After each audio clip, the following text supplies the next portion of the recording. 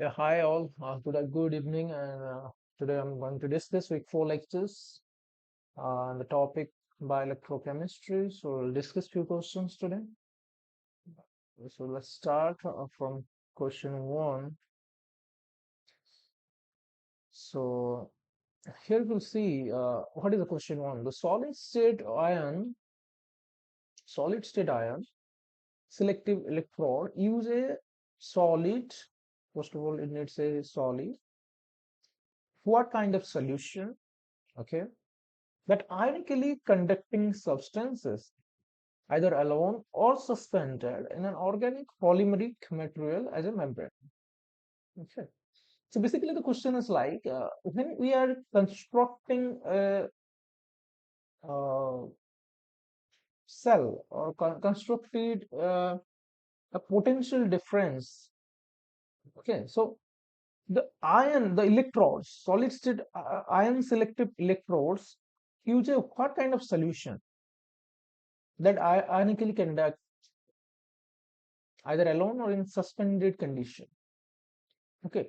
So if it is insoluble, see, now let's starting with the options like what is not possible. Like if it is insoluble, then it cannot impact the electrons or the charge to the solution. That cannot form or develop a potential gradient, right? If it is in supersaturated state, now what is supersaturation? Supersaturation means it is completely saturated. It cannot have the ability to dissolve more. That means it is just completely saturated. It don't have the scope to either take more solutions or either to release solutions. It's in super saturated state. So that is also not in active state, right? That is also it cannot uh, basically it cannot contribute in terms of losing electrons or gaining electrons. Or in melted form, if it is in melted form, it is if it is in completely melted form, it will not going to act as a electrode. Right. So the option will be sparingly soluble. Now, what is sparingly soluble? Okay.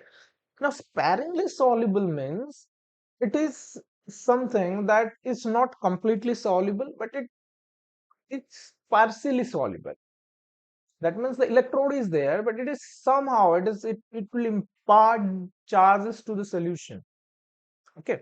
So just if I'll give you one biological example, if you'll see, yeah. So there are several chemicals that we take in our daily diet are sparingly soluble. For example, some iron, some metal products, right? And that what they do, they aggregate in our body, that in the kidney, and that would leads to the formation of a kidney stone, right? So the solution that is not completely soluble, if it is completely soluble, it would have gone through the filtration and it will release through your urine. But the sparingly soluble solution contains, it is not completely soluble, that contains the ions and that can lead to form aggregation. Right? So sparingly soluble solution are the most, or sparingly soluble metals are the most productive or effective as a electrode, and that can ionically conducting substance or either alone or suspended in an organic polymeric material as a membrane.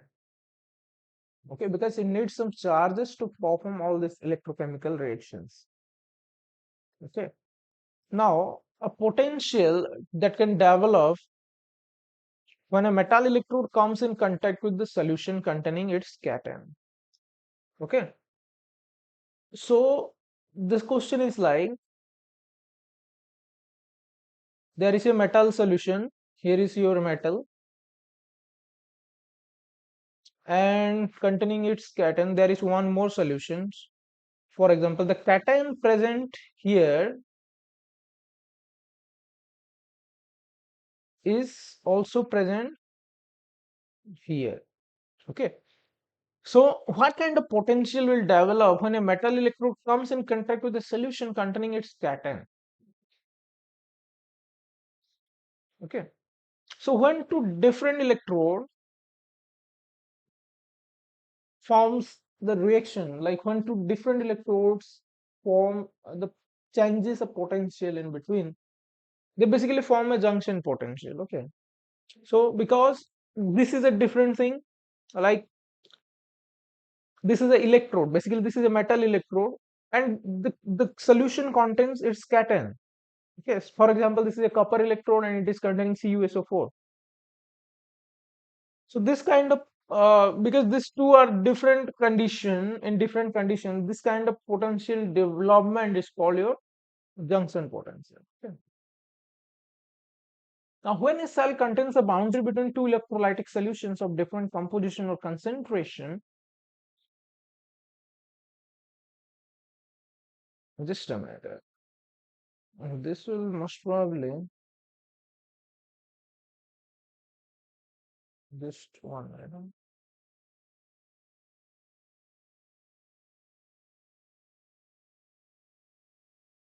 Right. So the third question is that when a cell contains a boundary between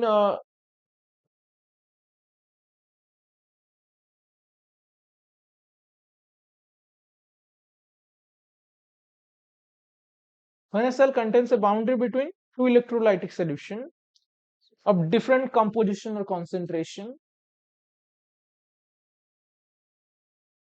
what is developed? Basically, as I told, since these are two different electrolytes again, this will form a junction potential. Now here, both the solution are in both are in solution form. So it will leads to formation of your liquid junction potential. Okay. Now, if we'll go into the question 4, the electrochemical signal formed from metalloprotein can be detected as a form of continuous analog signal generated by the reduction and oxidation of metal ions, right? So metalloproteins, and it will definitely leads to the oxidation and reduction of metal ions in the structure when a redox potential is applied, right? And that's not be, must be true. And these reactions in metalloproteins are more effective than other physical and chemical reactions because they are already optimized for the process of transferring energy and mass in natural and biological systems. Yeah. So let's understand the concept. So what it is saying that the electrochemical signals from metalloproteins can be detected as a form of continuous analog signals generated by reduction and oxidation in the redox potential is applied, right? So if there is a redox potential difference, then the metal will definitely oxidize or reduce itself, and that leads to the electrochemical gradient, right? That's point one, and that's true. Now, the second point is that the reactions in metalloprotein are more effective than other physical and chemical reactions because they are already an optimized process, transferring the energy and masses in natural biological systems. Now, I will consider there are so many biological buffer. Like if we consider what is a basic biological buffer in our system, right? It is water, right? Apart from that, what others that maintains a constant gradient? You must aware of different salts like NaCl, KCl, and this sodium, potassium concentration and chlorine.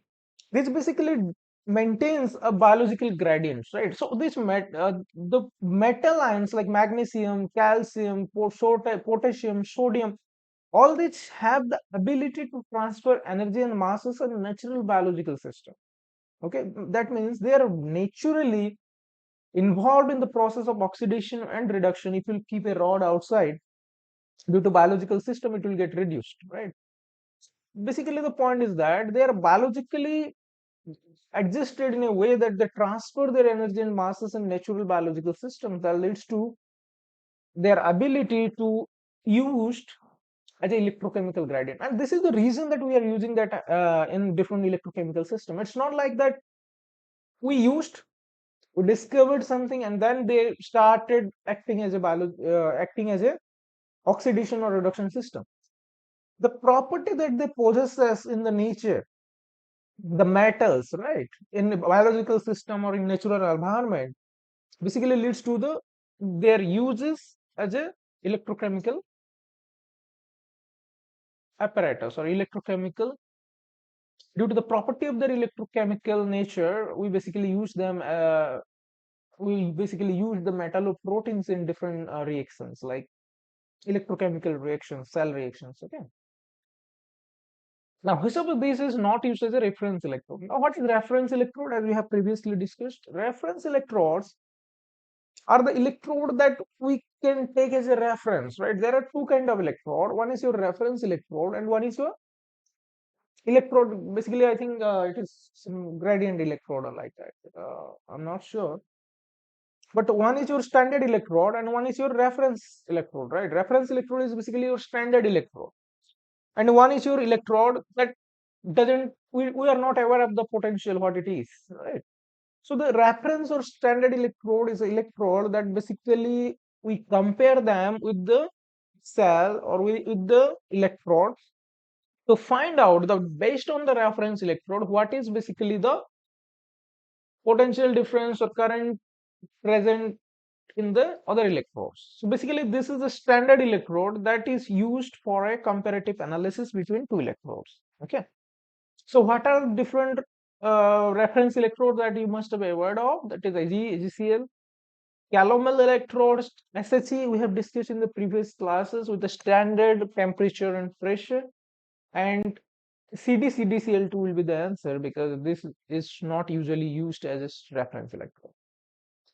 Okay. Now, osmolarity can be measured by using which of the following property or principle? See, we want to measure the osmolarity. So definitely we are not going to measure the osmolarity using the color of the solution. Osmolarity is neither used using moles of solution versus water because osmolarity is the ability to be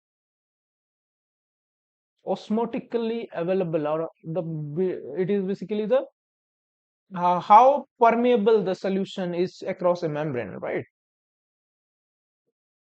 Or neither temperature, right?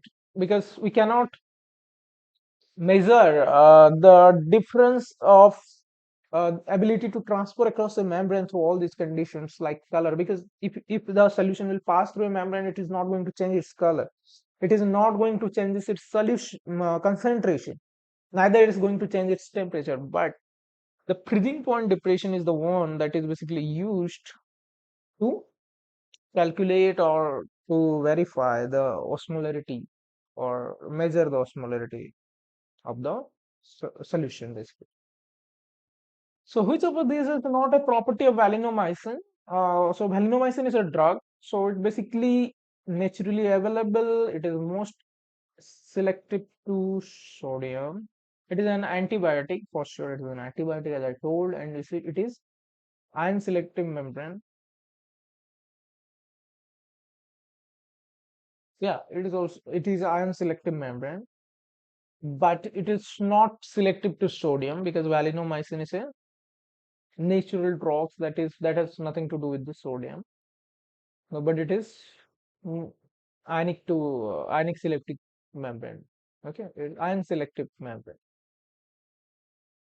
Now for conversion of C3 plus to C4 plus क्या करना है? So if you see here you have 3 proton, here you have 4 proton. That means here we have 3 plus.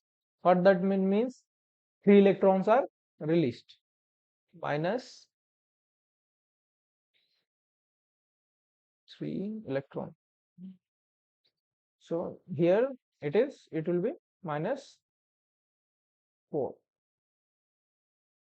So basically an electron is lost to be into Ce4 plus. Okay.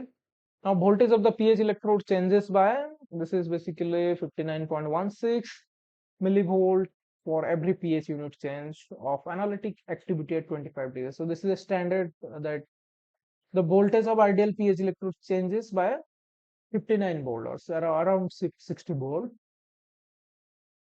60 millivolt for every pH changes. Okay, 1 unit of pH changes at 25 degrees Celsius. Now, while cleaning a pH electrode, it is recommended that wash up electrode with distilled water and gently blot it dry with a tissue. Do not wipe it because the action might produce, right?